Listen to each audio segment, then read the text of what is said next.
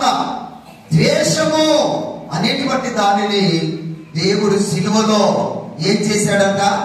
సంహరించను.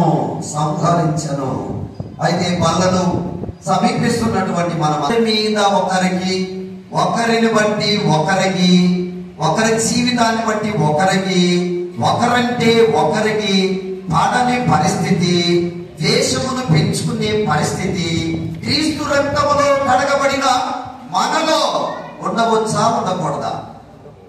ఏమా, ద్వేషము అనేటువంటిది మనలో ఉండొచ్చా అంటే ఆ ద్వేషము అనేటువంటిది మనలో ఉండకూడదు.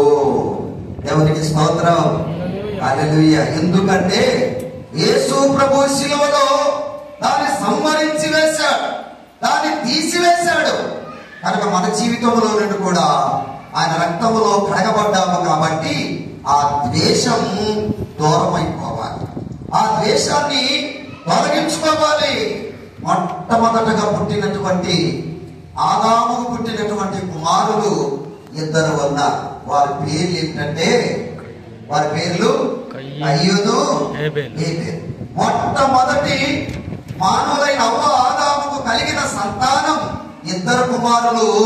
వారి పేరు కయ్యూను, హేబెలు. అయితే హేబెలు మీద అన్నయ్య అయినటువంటి కయ్యూను ఏం చేశాడంట?